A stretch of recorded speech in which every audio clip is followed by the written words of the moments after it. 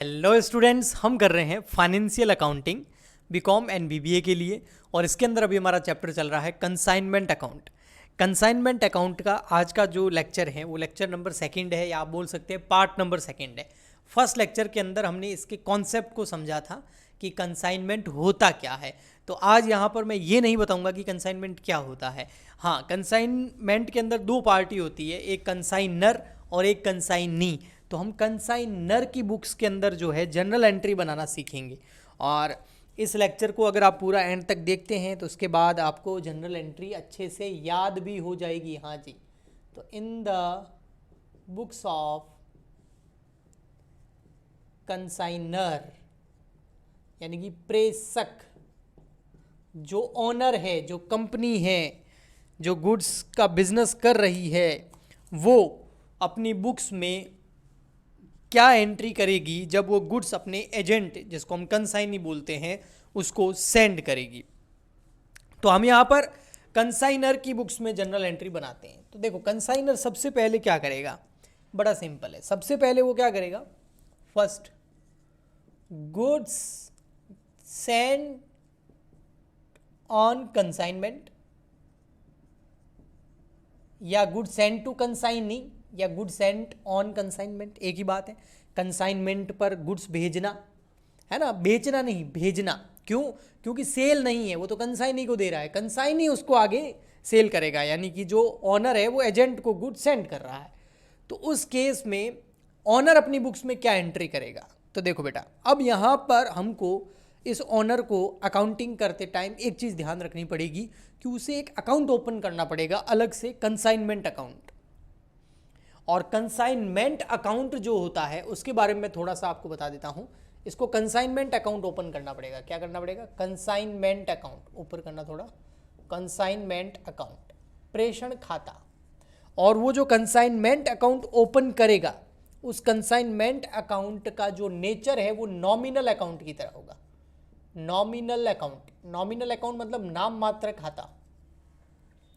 Nominal account समझ गए ना? All expenses and losses are debit, all income and profits are credit. समस्त खर्चों और हानियों को डेबिट करो, समस्त आय और लाभों को क्रेडिट करो। तो वो वाला नॉमिनल अकाउंट। तो ये एक ऐसा अकाउंट ओपन करेगा जिसमें वो ये देखेगा, अगर मेरे लिए कोई एक्सपेंडिचर है तो डेबिट, लॉस है तो डेबिट, कोई इनकम है तो क्रेडिट, कोई प्रॉफिट है तो क्रेडिट। तो इस तरीके से वो कंसाइनमेंट अकाउंट यानी कि एक नॉमिनल अकाउंट ओपन कर रहा है। ठीक है, तो अब गुड्स सेंड करेगा तो इसके लिए तो यही है ना, गुड्स गया भैया, खर्चा हो गया, तो ये खर्चा हो गया यानी कि एक्सपेंडिचर हो गया, तो उसको डेबिट करेगा। तो ये कंसाइनमेंट अकाउंट को डेबिट कर देगा, consignment account debit. Okay, goods send कर दिया है कंसाइनमेंट पर, लेकिन गुड्स किसको सेंड किया है इसने?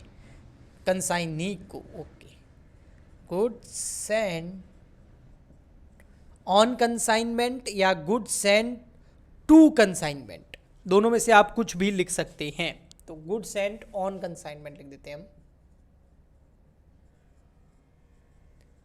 ओके, ये हो गई फर्स्ट एंट्री। ठीक है, सेकंड, गुड सेंड कर दिया। अच्छा, इसको क्रेडिट किया, क्योंकि इसको डेबिट क्यों किया वो तो मैंने बता दिया, क्योंकि एक तरीके का खर्चा मान लिया कि भाई गुड्स गया तो एक तरीके का खर्चा ही है। और इसको क्रेडिट क्यों किया? क्योंकि गोज आउट है ना, गुड्स एक प्रोडक्ट है, प्रोडक्ट गोज आउट हो रहा है ना। जो वस्तु व्यापार में आती है डेबिट करो, जाती है क्रेडिट करो। गुड्स जा रहा है तो क्रेडिट करेंगे।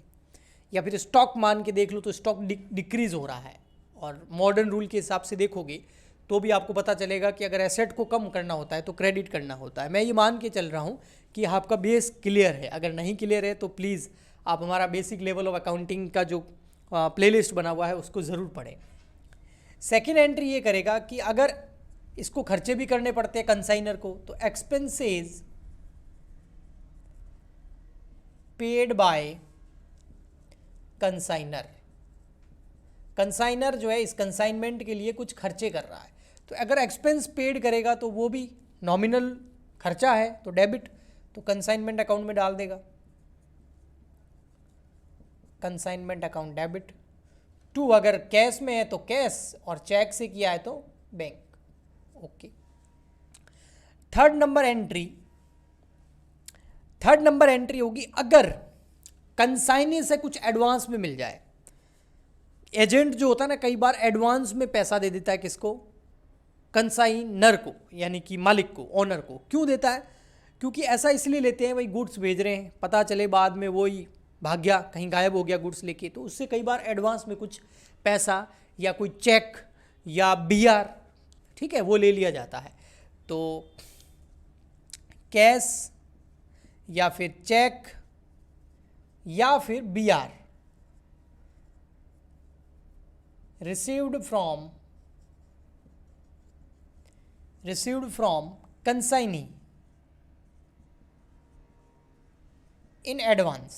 अगर कंसाइनर को कंसाइनी से कैश, चेक या बीआर एडवांस मिल जाता है तो देखो कैश तो कम्स इन, चेक भी कम्स इन, बीआर भी कम्स इन। इस तरीके से देख सकते हैं। मॉडर्न रूल अगर लगाएंगे तो कैश भी आ रहा है, एसेट इंक्रीज। बैंक में अगर चेक आ रहा है तो बैंक इंक्रीज, अगर बीआर आ रहा है तो बीआर भी एक एसेट होती है तो वो भी इंक्रीज, और एसेट इंक्रीज हो तो डेबिट। सो यहाँ आ जाएगा कैश अकाउंट डेबिट, चेक है तो बैंक अकाउंट डेबिट हो जाएगा। अब इनमें से कोई एक होगी ना, या कैश देगा या चेक देगा या बीआर, तीनों तो होगा नहीं, और बीआर अकाउंट डेबिट। टू क्या करेगा? टू कंसाइनमेंट नहीं करेगा, क्योंकि ये कोई कैश, बैंक, बीआर खर्चा नहीं है, कोई इनकम नहीं है। ये तो सामने वाला बंदा एडवांस में दे रहा है, जिसका नाम है कंसाइनी, यानी कि जो हमारा एजेंट है वो हमें एडवांस में दे रहा है। तो ये एजेंट का पैसा है और कंसाइनर को एडवांस में मिल रहा है। So it is a liability for us, ये हमारे लिए दायित्व है कि कंसाइनर का पैसा है, और लाइबिलिटी हमेशा इंक्रीज हो तब क्रेडिट करते हैं। सो यहाँ पर हो जाएगा कंसाइनी अकाउंट क्रेडिट। तो लाइबिलिटी है इसलिए क्रेडिट किया मॉडर्न रूल के हिसाब से। और अगर आप नॉर्मल रूल्स के हिसाब से देखेंगे, पर्सनल अकाउंट का रूल लगाएंगे, तो आपको पता चलेगा जो कंसाइनी है वो गिवर है, और जो गिवर होता है, कुछ देने वाला होता है, उसको क्रेडिट करते हैं। ओके, उसके बाद नेक्स्ट एंट्री नंबर करते हैं हम 4th। आई होप आपको यहाँ तक अच्छे से क्लियर हो गया होगा। अब कैश आ गया है तो अच्छी बात है, चेक आ गया है तो अच्छी बात है, बीआर आ गया वो भी अच्छी बात है, लेकिन आपको पता है बीआर को समय से पहले, उसकी मैच्योरिटी डेट से पहले कई बार बैंक से डिस्काउंटेड करा लिया जाता है। मतलब बीआर बैंक को दे देते हैं और बैंक उसमें से, बैंक हमें पैसा दे देता है लेकिन थोड़ा कम देता है, अपना जो इंटरेस्ट है या कमीशन जो है वो काट के। तो if BR discounted from bank, 11th class की एंट्री है बेटा। तो कोई ये मत सोचना कि सर बीआर क्या होता है वो तो बताओ। अब सर यहाँ पर बीआर थोड़ी बताएंगे आपको, वो तो 11th क्लास में सीखते हैं हम, या फिर बेसिक लेवल ऑफ अकाउंटिंग, या फिर एक चैप्टर होता है bill of exchange class 11th के अंदर या 12th के अंदर। ठीक है, अलग अलग सिलेबस में अलग अलग कॉलेजेस, यूनिवर्सिटीज़ या फिर अलग अलग बोर्ड के अंदर होता है वो, है ना, स्टेट बोर्ड, सीबीएसई बोर्ड वगैरह में, तो वहाँ से सीखते हैं। यहाँ कोई सर बीआर बताने के लिए नहीं बैठे। बीकॉम वाले स्टूडेंट को ये थोड़ी पता जाएगा ये क्या है। हाँ, बीआर अगर डिस्काउंटेड करा रहे हैं बैंक से तो कुछ बैंक पैसा दे देगा, तो बैंक अकाउंट हो जाएगा डेबिट। बैंक पूरा पैसा नहीं देगा, इसलिए हमारे लिए लॉस है, जितने का बीआर है उतना पैसा नहीं देगा, तो discount account debit to be. यहाँ क्या कर देंगे, बीआर गया, बीआर अकाउंट मान लेते हैं। ये जो बीआर था इधर, ये 10,000 का था, ठीक है, फॉर एग्जांपल के लिए ये 10,000 का बीआर गया, लेकिन बैंक ने दिए 9,800 रुपये, 200 रुपये बैंक ने काट लिए। बीआर क्रेडिट इसलिए करा क्योंकि गोज आउट, और या फिर हम समझ सकते हैं एसेट डिक्रीज हो गई। एसेट डिक्रीज होती है तो क्या करते हैं, क्रेडिट। बैंक डेबिट इसलिए हो रहा है, पैसा आ रहा है तो हमारा बैंक इंक्रीज हो रहा है तो डेबिट। डिस्काउंट हमारे लिए क्या है, एक्सपेंडिचर है, और एक्सपेंडिचर को हम कहाँ डालते हैं, कंसाइनमेंट अकाउंट में, तो इसको हम ट्रांसफ़र करेंगे कंसाइनमेंट अकाउंट के अंदर। ये क्या है, discount. Next entry number 5th की ओर हम चलेंगे। चलो, केवल कंसाइनी ही कुछ करेगा, कंसाइनर ही ये सब कुछ करेगा क्या, कंसाइनी नहीं करेगा। हाँ, कंसाइनी को भी कई बार अपनी जेब से पैसे खर्च करने पड़ते हैं, जो बाद में वो किससे ले लेगा, कंसाइनर से ले लेगा, या उसको जब पेमेंट करेगा फाइनली तो पैसा काट लेगा। तो एक्सपेंस बॉन्ड बाय या पेड बाय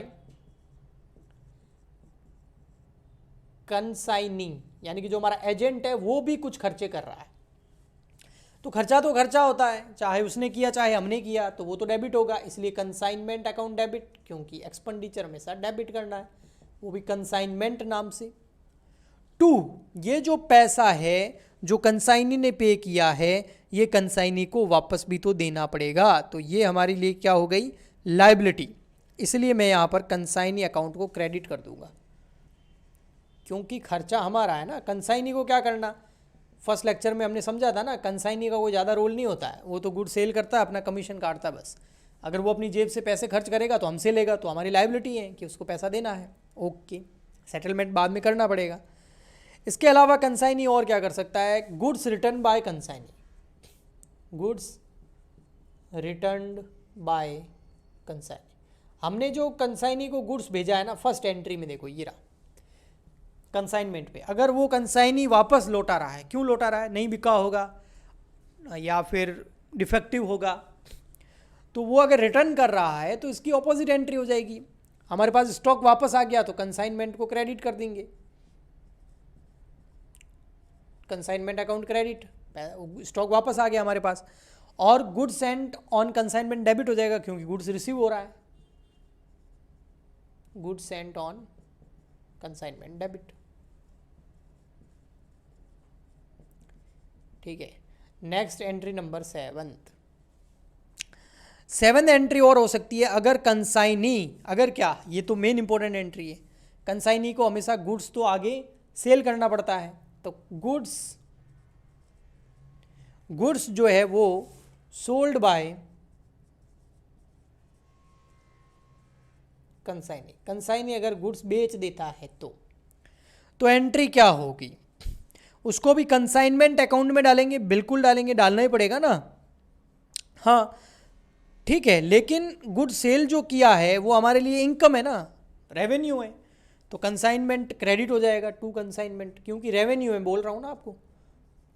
एक्सपेंडिचर होता तो हम डेबिट करते, इनकम है, गुड्स बेच रहे, कमाई हो रही है तो क्रेडिट। हाँ, उसका पैसा किसके पास पड़ा है, कंसाइनी के पास पड़ा है, उसने अभी तक हमको दिया नहीं है, उसने हमको पैसा नहीं दिया है तो हमारी एसेट है, कंसाइनी से लेने हैं, तो कंसाइनी हमारा डेटर हो गया और एसेट डेबिट होती है, तो यहाँ पर कंसाइनी अकाउंट डेबिट कर देंगे। ओके ठीक है, ओके। एक और एंट्री होती है लास्ट में, 1-2 होती है, मैं इधर ऊपर करा देता हूँ, ठीक है, देखना। एंट्री नंबर 8, एंट्री नंबर 8 ये होती है कि एंड में सेटलमेंट करके कंसाइनी अपना कमीशन भी तो काटेगा, कंसाइनी को कमीशन भी तो देना है, तो कमीशन ऑफ कंसाइनी, उसकी भी तो हमें एंट्री करनी पड़ेगी, कमीशन ऑफ कंसाइनी, उसका भी तो सेटलमेंट करना पड़ेगा। कंसाइनी ने जो गुड्स सेल किया उसके बदले में, ये जो काम किया उसके बदले में कमीशन लेगा, तो कमीशन एक एक्सपेंडिचर है, तो कंसाइनर अपनी बुक्स के अंदर इसको कंसाइनमेंट अकाउंट में ट्रांसफर कर देगा, तो कंसाइनमेंट अकाउंट डेबिट, क्योंकि कमीशन एक खर्चा है हमारे लिए, कंसाइनर के लिए, कंपनी के लिए। हाँ, अभी तक कंसाइनी को ये कमीशन दिया नहीं है, इसलिए ये हमारी लायबिलिटी है, इसलिए कंसाइनी को हमने क्रेडिट कर दिया, वो क्रेडिटर है हमारा, उसको देना है हमको कमीशन। ओके, लास्ट में जब सेटलमेंट होगा और balance amount received from consignee, received from consignee, consignee से क्या रिसीव होगा, देखो कंसाइनी को बोलेंगे भैया देख कंसाइनी, तूने जो गुड सेल किया है उसमें से तेरा कमीशन काट ले, तूने जो खर्चे किए वो काट ले, बाकी का पैसा दे दे। तो वो बैलेंस अमाउंट जब हमको सेंड करेगा तो हम क्या करेंगे, अगर कैश में दे रहा है तो कैश, बैंक में दे रहा है तो बैंक अकाउंट डेबिट, चेक दे रहा है तो ये डेबिट टू कंसाइनी, कंसाइनी अपना सेटलमेंट कर रहा है, अपनी लायबिलिटी खत्म। सो ये हो गई आपकी एंट्री। इसके अलावा कुछ एंट्री और होती है 2, वो कंसाइनमेंट अकाउंट में हो जाएगी, वो होगी प्रॉफिट एंड लॉस की। जो भी प्रॉफिट या लॉस होगा वो कंसाइनर का होगा, हमने फर्स्ट लेक्चर में देख लिया कंपनी का होता है, और उसको कंपनी अपने पीनल अकाउंट के अंदर ट्रांसफर कर देगी। और इसके अलावा कोई बोले सर ये तो in the books of consignor में आपने जनरल एंट्री कराई है, in the books of consignee भी करवा दीजिए। तो बेटा कंसाइनी अपनी बुक्स में कोई एंट्री ज़्यादा करता नहीं है, 1-2 एंट्री करता है, एक अपनी जेब से खर्चा होता है, वो बोलता है कंसाइनर से लेना है, दूसरा कमीशन कंसाइनर से लेना है, बस। इसके अलावा कोई वो जब BR की एक एंट्री करता है, अगर उसने दिया एडवांस में है तो। इसके अलावा वो कोई एंट्री करता नहीं है, तो वो जब हम आगे करेंगे तब प्रैक्टिकल क्वेश्चन के अंदर मैं आपको करवा दूंगा। चलो आज का लेक्चर हो गया, लेकिन जाते जाते कमेंट में अपनी एडवाइस, सजेशन और अच्छा लगा है तो तारीफ ज़रूर कर कीजिएगा। हम मिलते हैं नेक्स्ट वीडियो में। आज के लिए इतना ही। लाइक शेयर सब्सक्राइब करना मत भूलना। Good bye, thank you.